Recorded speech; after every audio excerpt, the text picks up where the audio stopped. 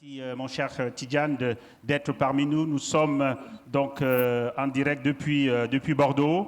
Des contraintes de dernière minute t'ont empêché d'être physiquement avec nous, mais je sais que tu suis depuis tout à l'heure cette 9e édition.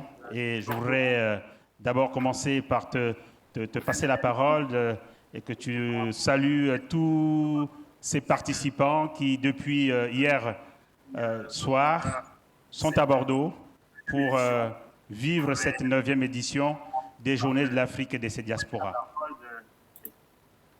Très bien. Bonjour, mon cher Pierre. Je suis vraiment désolé de ne pas pouvoir être physiquement à Bordeaux, mais je suis vraiment de tout cœur avec vous. J'ai pu suivre quelques-uns des panels ce matin qui étaient vraiment tout à fait intéressants.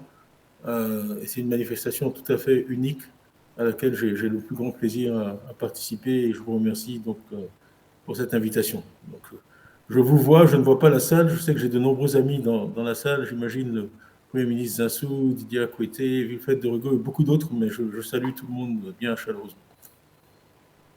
Merci Tidjane. Je sais que tu as une certaine vision de l'Afrique quand on aborde ces questions africaines. Tu souhaites généralement qu'on les aborde à travers le prisme de l'international et de la mondialité de la question africaine. Alors la première question, effectivement, comment envisages-tu l'Afrique dans cette économie monde? C'est quelque chose dont effectivement on a souvent parlé et je pense que c'est une question qu'on se pose au sujet de l'Afrique et qu'on ne se pose pas au sujet d'autres parties du monde.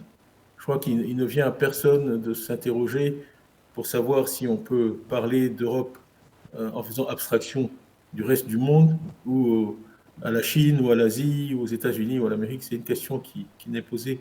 Malheureusement, je pense que quand il s'agit d'Afrique, je pense que la réponse est évidente. L'Afrique est dans le monde, l'Afrique est du monde, l'Afrique est le monde. C'est par la géographie un continent que les cartes représentent de façon inexacte, puisque les cartes favorisent la dimension Est-Ouest plutôt que la dimension Nord-Sud, qui est celle de l'Afrique. Donc l'Afrique fait 32 millions de kilomètres carrés, si ma mémoire est bonne. Ça fait donc plus que les États-Unis, le Brésil, la Chine et l'Inde ensemble. C'est donc le plus grand continent par sa masse continentale. Une géographie absolument extraordinaire. Des liens multiples, connexes avec le monde entier, depuis le cobalt qu'on trouve dans les réacteurs ou le café qu'on trouve dans sa tasse de café le matin. L'Afrique produit des terres rares, produit toutes sortes de produits absolument indispensables au reste de l'humanité. Enfin, je pourrais vraiment aligner les statistiques et les chiffres sur les mouvements de personnes, les mouvements de services, les mouvements de biens qui font que nous sommes partie intégrante de l'économie mondiale. Mais l'implication principale en fait de ça, c'est de dire qu'on doit aussi être très curieux de ce qui se passe dans le reste du monde et très conscient de ce qui se passe dans le reste du monde, parce que s'il y a une caractéristique sur laquelle je pense tout le monde s'accorde dans le monde où nous vivons maintenant, c'est qu'il est de plus en plus interconnecté. Ce soit, on le voit à travers les réseaux sociaux, l'information qui peut circuler, la situation de l'Ukraine, le degré d'information qu'on a. Tout le monde suit ce qui se passe en Ukraine à la minute. Les malheureuses victimes de cette guerre qui sont dans des abris peuvent communiquer avec nous aujourd'hui de façon directe, ce qui est sans précédent dans l'histoire de l'humanité. Puis même anecdotiquement, vous vous rappelez qu'il y a eu un bateau qui a bloqué le canal de Suez. L'essentiel des liaisons de l'Asie avec le reste du monde passe très largement par l'Afrique, que ce soit par le canal de Suez, que ce soit le détroit de Gibraltar entre le Maroc et l'Espagne, que ce soit le cap de Bonne-Espérance au sud du continent. Enfin, je sais que nous avons un temps limité, donc je m'arrêterai là, mais je crois qu'il n'est pas possible de parler d'Afrique sans parler du monde, ni de parler du monde sans parler de l'Afrique. Merci, Chairman. Je sais qu'il y a un sujet, effectivement, que tu maîtrises encore mieux que beaucoup d'entre nous, les questions monétaires et financières. Donc, je voulais t'interroger un peu sur comment tu perçois l'impact des décisions financières des bourses sur les économies africaines. On voit bien effectivement l'impact sur le cours du blé, sur le coût des matières premières et la nécessité pour les États africains d'anticiper des formes de régulation qui puissent garantir l'indépendance de ces États africains. Quels peuvent être pour toi les outils voilà, pertinents pour que l'Afrique puisse soit anticiper ou tout au moins garantir son indépendance? Écoute, je n'aurais pas la prétention d'essayer de répondre à la question, parce que je pense qu'il nous faudrait peut-être 2 heures. Donc je vais peut-être juste ébaucher quelques éléments qui me paraissent importants. Bon, et beaucoup a été dit dans les débats précédents. Je pense que vraiment la qualité des interventions était excellente. Donc je vais essayer de m'appuyer là-dessus pour faire quelques commentaires. Bon, ce qui est clair, c'est que le mécanisme d'ajustement par les prix est immédiat. Quand il se passe quelque chose dans une géographie donnée et qui a un impact sur le pétrole ou une matière première donnée, on a un impact immédiat. Donc on a eu à la suite du Covid beaucoup de perturbations des chaînes d'approvisionnement dans l'économie mondiale. On a eu des stimuli absolument sans précédent par leur ampleur pour stimuler la demande face au Covid, mais qui ont conduit à une inflation beaucoup plus élevée. Et malheureusement, la crise de l'Ukraine est venue exacerber ces pressions inflationnistes, et nous sommes en train maintenant d'entrer dans un cycle à la fois d'augmentation des cours des matières premières, mais aussi d'augmentation des taux d'intérêt, ce qui va avoir un impact direct sur l'Afrique. Alors évidemment, les pays qui sont nets exportateurs de pétrole bénéficient de ça, mais malheureusement, beaucoup de pays sont nets importateurs de pétrole, et donc leur balance commerciale va se détériorer de façon assez significative. Donc ça, c'est clair. Donc il y a des moments difficiles devant nous, mais je crois que ça n'enlève rien à un certain nombre de convictions. Je pense que nous partageons tous. Je dois dire que je suis extrêmement heureux vraiment de l'accent qui a été mis dans cette édition des JNDA sur les PME. Je crois passionnément que les PME, les TPE sont vraiment le cœur de l'économie. Beaucoup d'intervenants l'ont souligné. En nombre, ce sont les entreprises les plus nombreuses. En création d'emplois, c'est l'essentiel de l'emploi. Et c'est une partie vraiment non négligeable du PIB. Et je me réjouis vraiment du consensus croissant sur l'importance pour l'Afrique, face aux défis qu'elle doit relever, d'avoir un tissu de PME riche et performant.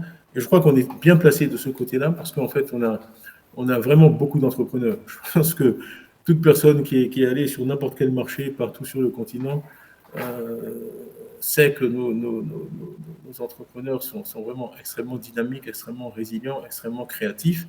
Alors bien sûr, il y a le problème du financement qui a été justement souligné aujourd'hui, et je ferai peut-être 2 commentaires là-dessus. Le premier, c'est encore une fois mettre l'accent sur l'importance des fonds propres.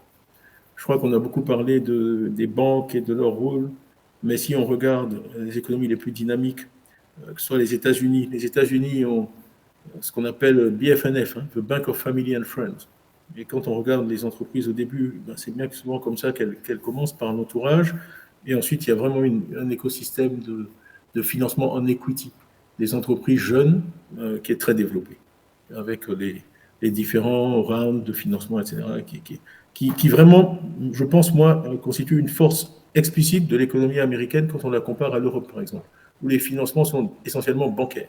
C'est une différence fondamentale entre les États-Unis et l'Europe. Et je pense aussi qu'en Chine et en Asie en général, on a aussi beaucoup de financements de ce type, parce qu'il y a des communautés, que ce soit les Parsis en Inde, que ce soit les Chinois dans la diaspora dans le sud-est asiatique, qui sont très solidaires et qui ont aussi des mécanismes de financement très efficaces. Et je pense qu'il y a des choses similaires qu'on peut faire en Afrique. Moi, je connais un certain nombre d'exemples, notamment au Nigeria, et je pense que ça a été dit aussi aujourd'hui, mais la digitalisation, l'utilisation des technologies modernes permet vraiment de surmonter le handicap qu'on a eu jusqu'ici, que constituait le manque d'information, le manque de visibilité sur les entreprises. Et le dernier commentaire que je ferai là, c'est j'ai entendu un certain nombre d'intervenants aujourd'hui parler du niveau des taux d'intérêt. Alors, moi, ce que je dirais là-dessus, c'est que quand même, personnellement, j'ai quand même la conviction que les marchés sont raisonnablement efficients. Ils ne sont pas parfaits, mais ils sont raisonnablement efficients.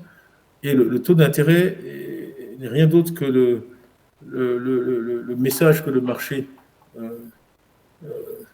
transmet à un emprunteur sur l'appréciation qu'il porte sur le niveau de risque qu'on encourt quand on prête à cet emprunteur. Et il y a deux éléments là-dedans. Il y a le risque spécifique à l'emprunteur, mais il y a aussi le risque souverain. Je voulais faire quelques commentaires là-dessus parce que c'est quelque chose que j'ai vu souvent en Asie. Quand le pays a un rating, en fait, aucune entreprise du pays, quelle que soit sa qualité, ne peut avoir un rating meilleur que celui du pays.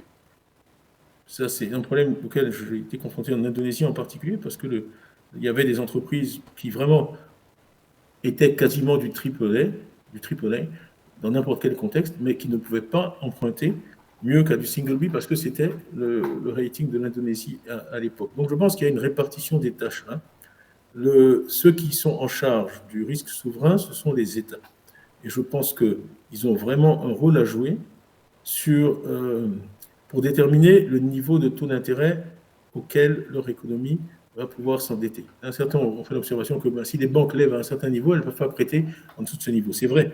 Mais les questions de gouvernance, de prédictabilité, de transparence ont un impact direct sur le rating souverain. Quand j'étais en Angleterre, j'ai travaillé successivement avec 3 premiers ministres, Tony Blair, ensuite ça a été Gordon Brown, ensuite ça a été Cameron, ensuite à la fin Boris Johnson. Mais ces transitions-là se sont faites sans qu'aucun d'entre nous ne se pose des questions sur la pérennité de son entreprise ou sur la pérennité du cadre dans lequel on opérait. Or, l'horizon de temps des entreprises est bien supérieur à celui du cycle politique. Et c'est bien souvent là qu'il y a un problème, parce qu'il faut vraiment qu'on arrive en Afrique.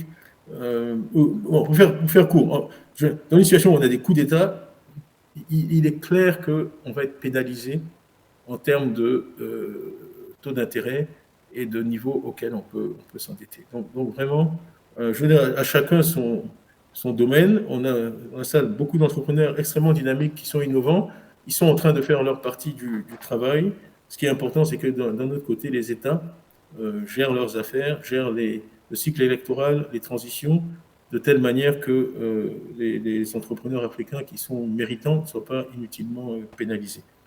Oui, je pense, Tidjane, tu as finalement embrayé sur la question que j'allais te poser, effectivement, sur les risques de travailler en Afrique ou avec l'Afrique. Je vais peut-être revenir sur une question que nous avons échangée, vue d'Afrique. Certes, on voit que dans cette articulation du continent avec le monde, une présence de plus en plus visible ou importante d'un certain nombre de puissances, grandes ou moyennes. On a parlé de la Chine, bien sûr, l'Inde, d'autres puissances.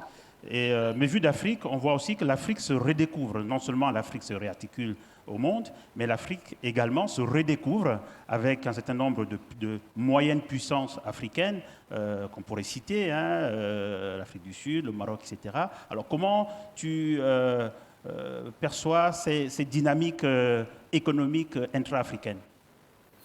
Non, moi je suis extrêmement positif, vraiment sur la situation africaine. Et je dois dire que je vois des transformations aujourd'hui qui me surprennent de façon positive. C'est-à-dire que je pensais qu'on mettrait beaucoup plus de temps à arriver au niveau où nous sommes aujourd'hui. Et je vais peut-être faire aussi un commentaire sur quelque chose, je pense qu'on n'en parle pas assez quand on parle d'économie, qui est la culture. Moi, quand même, une observation que je fais, c'est que quand on est dans les affaires à l'international, les Chinois ont une manière très chinoise de faire des affaires. Et personne ne le leur reproche.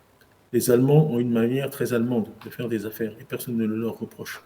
Les Italiens ont une manière très italienne de faire des affaires. Enfin, vous voyez où je veux en venir. Donc, si les Africains ont une manière africaine de faire des choses, moi je dis c'est très bien. Je revendique cette différence. Je pense que c'est important qu'on l'accentue et qu'au lieu d'être complexé par rapport à ça, on s'appuie là-dessus. Moi, même quand j'étais dirigeant d'entreprise occidentale, j'ai beaucoup irrité par mon goût pour les proverbes, mais je n'ai jamais fait de présentations ou d'interventions, que ce soit chez Prudential ou Credit Suisse, sans qu'ils doivent supporter d'avoir un proverbe wolof ou un proverbe baoulé ou un proverbe bien africain. Parce que finalement, on n'est jamais aussi bon que quand on est soi-même. Et donc, je pense que je me réjouis de tout ce que je vois se développer en Afrique en termes de culture, de musique, d'art, de littérature. Je pense que le PIB n'est pas une donnée, c'est une résultante. Le PIB chinois, il est le produit de la culture chinoise et du dynamisme des Chinois. Et c'est la même chose en Afrique. Et je pense que plus on s'appuiera sur des dynamiques qui sont africaines, sur notre identité africaine, sur notre culture africaine, meilleurs seront les résultats qu'on pourra atteindre. Et sans vouloir citer trop de chiffres, mais je veux dire, une transformation est toujours possible. J'étais frappé, je regardais l'autre jour parce que je l'ai dit, je suis allé en Chine la première fois en 1984. Beaucoup d'entre vous dans la salle, je pense, n'étaient pas nés. Et j'avais l'habitude de dire, oui, mais le PIB de la Chine à l'époque était de 600 milliards de dollars. Et j'ai regardé l'autre jour, et en fait, il était de 250 milliards de dollars, pas de 600. Les États-Unis étaient à 4 000 milliards de dollars, et le Japon était à 1 300 milliards de dollars. C'est-à-dire que quand je suis allé en Chine, les États-Unis faisaient 15 fois la Chine, et le Japon faisait 4-5 fois la Chine. Aujourd'hui, les États-Unis sont juste 20% de plus que la Chine, et le Japon fait un tiers de la Chine. Voilà ce qui a été accompli, et je ne suis pas si vieux que ça, donc c'est il y a une trentaine d'années. Voilà ce qui a été accompli en peu de temps. Donc quand je parle aux investisseurs, je leur dis, si vous voulez multiplier par 100, votre mise, allez à Silicon Valley. Si vous voulez la multiplier par 1000, allez en Afrique. Et je suis frappé, rien que cette semaine, j'ai eu trois vidéos différentes avec des investisseurs, tous américains, qui ont déjà des investissements importants en Afrique et qui veulent investir plus. Donc je crois que le capital, en fait, est prêt à venir. Je pense qu'il y a un problème d'intermédiation. Il faut effectivement qu'il y ait de plus en plus d'acteurs, que ce soit des entreprises conseils, que ce soit des banques d'affaires, que ce soit des consultants, qui puissent faire le lien entre la demande de capital qu'on a en Afrique et l'offre. Et je pense que les choses vont continuer à progresser. De même, si on regarde les chiffres dans les années 80, le PIB de l'Afrique, c'était de l'ordre de 600-700 milliards de dollars, quand on nous rappelait que notre PIB était inférieur à celui de la Belgique. Aujourd'hui, il est de 2600 milliards de dollars, donc 5 fois plus, et il continue à croître, alors que la Belgique, elle est toujours à 700 milliards de dollars. C'est le respect que j'ai pour la Belgique. Donc, l'Amérique latine est à 4000 milliards de dollars, donc on est vraiment bien parti pour la rattraper, malgré les fluctuations et la volatilité qu'on ne peut pas éviter dans des pays émergents. Merci, merci Tidjane. Je te ramène maintenant. Dernière question. Nous sommes la 9e édition. Tu es à divers égards un exemple, voire un emblème de la diaspora africaine, de Côte d'Ivoire, bien sûr, de l'Afrique, voire au-delà. Nous avons conçu cette 9e édition comme étant aussi, après les précédentes, un moment fort de remobilisation de ces compétences diasporiques. Alors comment vois-tu la place et le rôle, voire la contribution de ces diasporas africaines au développement de l'Afrique? C'est la dernière question. Écoute, d'abord, moi je suis vraiment incroyablement impressionné par ce que j'ai vu, ce que j'ai entendu. Aujourd'hui, on a parlé, toi et moi, plusieurs fois dans les semaines qui précédant cet événement, mais vraiment, je ne peux pas dire à quel point je suis impressionné par vraiment la qualité des personnes, la qualité des idées, la qualité des innovations qui sont apportées. Je suis vraiment, je sais que je me répète, mais impressionné. Et ça, c'est la bonne nouvelle. C'est par là qu'il faut commencer. Je pense que la diaspora est extraordinaire et un reflet du continent, et qu'on est bien représenté partout dans le monde par cette diaspora qui réussit dans un environnement dont on sait tous qu'il n'est pas toujours, juste en termes de la manière dont nous sommes traités, et que malgré cela, on réussit dans tous les secteurs, dans tous les domaines. Donc je pense que la diaspora a un rôle d'exemplarité, et bien souvent de montrer que les choses sont possibles.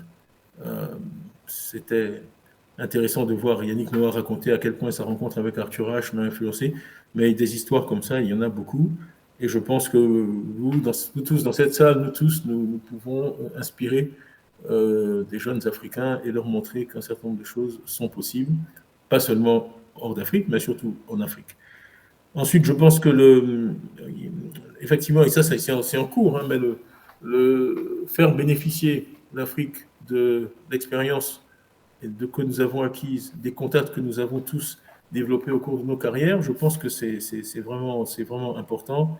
On a tous des exemples de ça et des illustrations, et c'est une manière relativement simple et relativement facile de contribuer. C'est un apport d'expérience et d'expertise. Ensuite, il y a le capital, et ça a été évoqué. Moi, j'avais été frappé quand je suis allé à Shanghai. La première fois, c'était en 1996, et le Premier ministre Zhu Rongji, qui avait été avant ça maire de Shanghai, nous avait raconté, c'était vraiment impressionnant, on regardait partout, 360 degrés, il y avait des tours en construction. Il nous avait dit 1620 tours de plus de 20 étages en construction en Chine. Et il avait dit, oui, vous savez, pour un Chinois qui a réussi à l'étranger, ils pensent que avant leur mort, ils doivent laisser un témoignage, une tour. Et donc, tout ça, ce sont des investissements qui sont financés par les Chinois de la diaspora. Donc, moi, je n'ai pas d'autre souhait que, en fait, la réussite et ce qu'on a pu accomplir les uns et les autres à l'étranger se traduisent peut-être pas nécessairement par des tours de 20 étages, mais en tout cas par des entreprises, des manifestations concrètes, des initiatives en Afrique. De toute façon, c'est en cours, et je ne doute pas que ça va jouer un rôle déterminant dans le développement du continent dans les années qui viennent. Mais je n'ai vraiment aucun doute aujourd'hui, ça n'a pas toujours été le cas, mais aujourd'hui, je n'ai aucun doute sur le fait que vraiment, on va voir une très forte croissance en Afrique au XXIe siècle. Je ne veux pas m'étendre trop là-dessus, mais même les événements récents en Ukraine sont malheureux, on les regrette tous, mais sur le plan géopolitique, sont positifs pour l'Afrique. Nous avons une démographie très positive, nous contrôlons l'essentiel des ressources minérales stratégiques pour le monde, et il y a aujourd'hui, Dieu merci, une nouvelle génération, beaucoup plus jeune que moi, bien mieux formée, très dynamique, sûre d'elle-même, qui est en train de développer un entrepreneuriat d'un type nouveau en Afrique, qui n'a pas peur même d'aller conquérir des marchés à l'extérieur de l'Afrique. Donc je pense que la destination maintenant est certaine. Après, bon, c'est une question de vitesse d'évolution, mais je pense qu'on est... Autant quelqu'un a écrit jadis l'Afrique mâle est mal partie, je crois que notre ami René Dumont a eu tort et que l'Afrique noire, au contraire, est très bien partie. Merci, merci beaucoup, Tidjane, voilà, de nous quitter aussi sur cette note d'optimisme et d'espérance. C'est le sens justement de cette 9e édition. Et bien sûr, nous nous retrouvons l'année prochaine pour Merci. Et ça, je prends l'engagement vraiment d'être physiquement à Bordeaux l'année prochaine. Avec plaisir. À bientôt, Tidjane. Au revoir. Merci.